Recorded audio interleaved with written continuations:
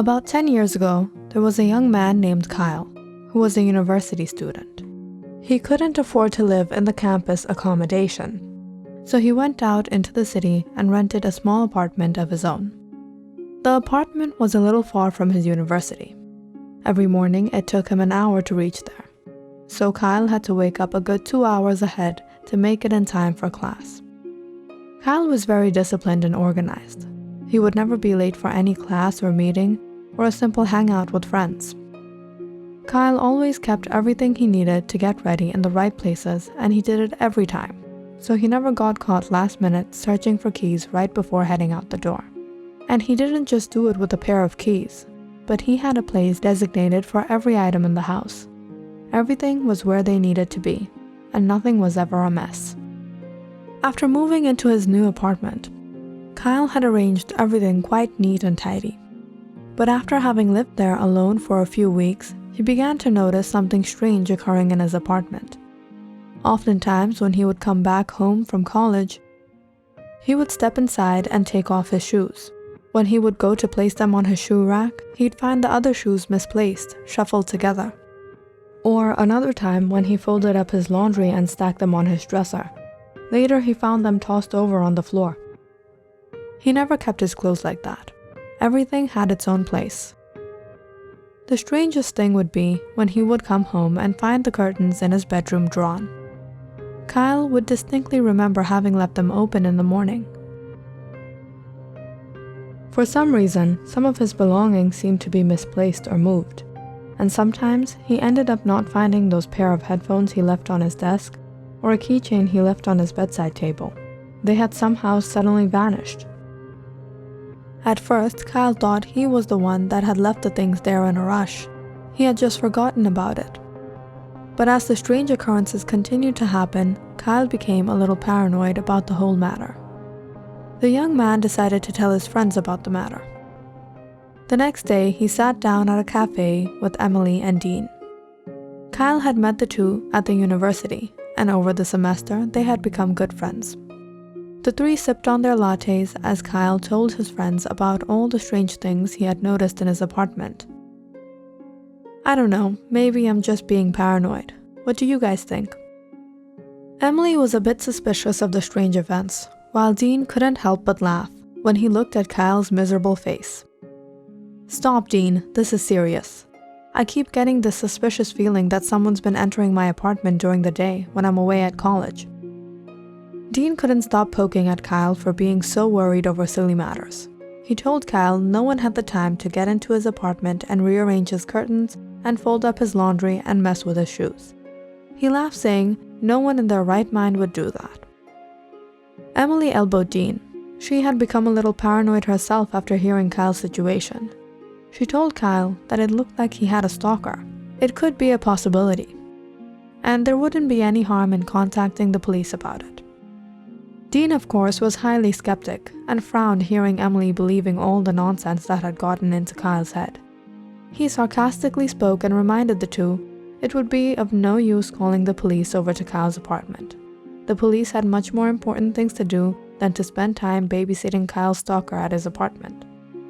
And anyways, none of Kyle's things had been damaged. There wasn't any real clue laying around. Dean summed up his point, saying that there wasn't any evidence with which Kyle could prove to the police that someone was spending time napping on his bed while he was busy studying.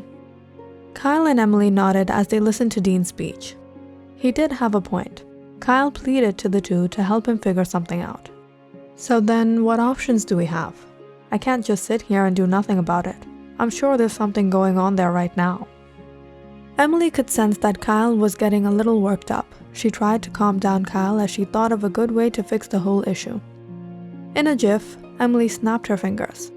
She advised Kyle to set up a camera in his bedroom in a secret place and leave it running when he would head out for college.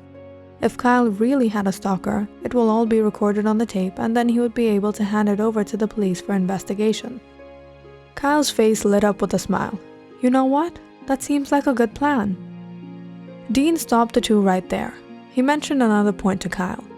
What would happen if at the end of all of this it turned out to be that there was no secret admirer or crush sneaking into his apartment? What would Kyle do next?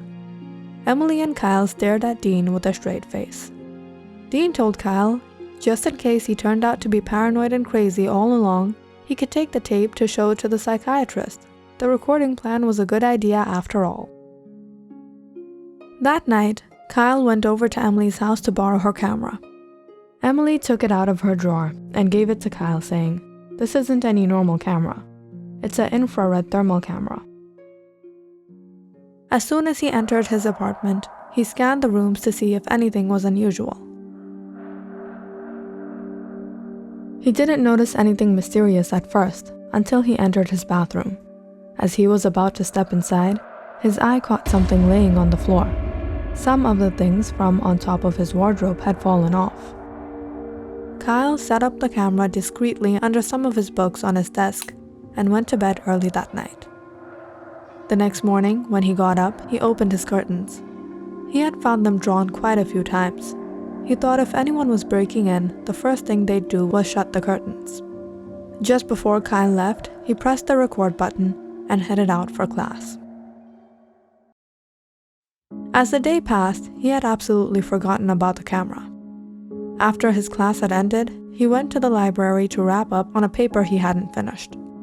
That's when Emily arrived and sat in front of him. It wasn't until Emily had mentioned the camera that Kyle remembered the plan.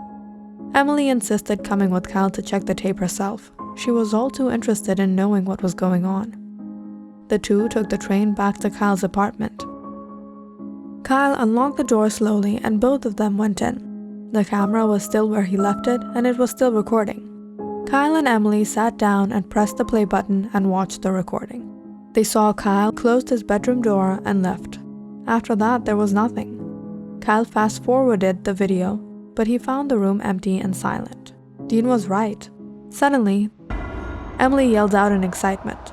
Kyle rewinded the video and the two watched a woman enter Kyle's bedroom and just stood there for the longest time. Emily looked confused when she saw a blurry image appear on the screen. It appeared to be a woman wearing a yellow dress. She asked Kyle if he ever saw the woman, but Kyle said he had never seen her in his life. He didn't recognize her. All the two could see was that the woman was tall. She had long dark hair, and she seemed to be roaming around in Kyle's apartment. She walked by Kyle's desk and stepped around his bed and moved by his wardrobe. Emily pointed out, "Hey look, the things on your wardrobe fell, so she's the one who's been tilting over everything." The woman then walked by the window and brushed along the curtains as they fell off the side hooks and closed. Kyle raised his eyebrows and said, "So this woman's been moving the things around in here."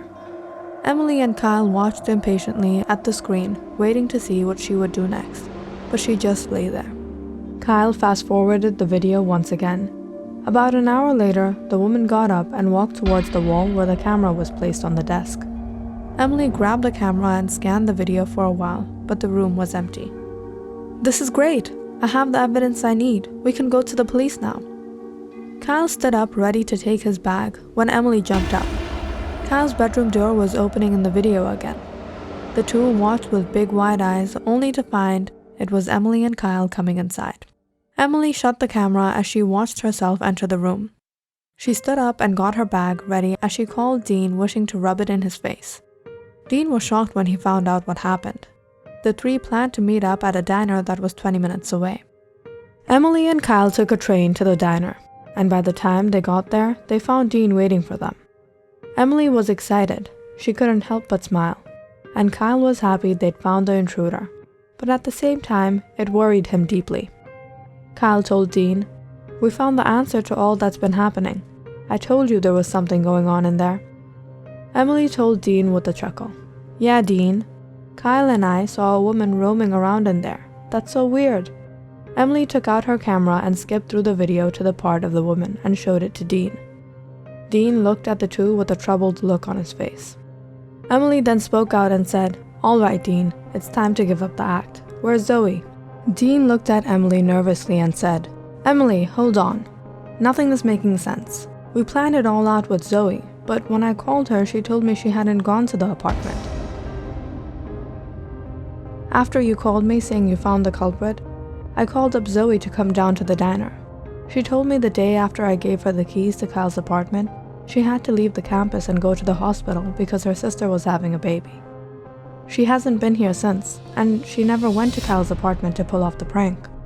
Kyle furrowed his eyebrows and looked at the two. "What are you guys talking about?" Emily said. "It was all a prank, Kyle." "Emily, what kind of joke is this? Did you know how worried I was? I couldn't sleep for days. And Dean, I trusted you with the keys, and you gave them to a stranger." Emily kept laughing and said, "Calm down, Kyle, have a laugh." Dean held Kyle's shoulder and said, "Zoe is a good friend of ours. Once she's back, we'll introduce her to you. Don't worry about anything. The keys to your place are safe and sound." Emily scratched her head and said, "Wait, Dean, are you sure no one else has the keys? If Zoe didn't go to Kyle's apartment, then who did we see in there?"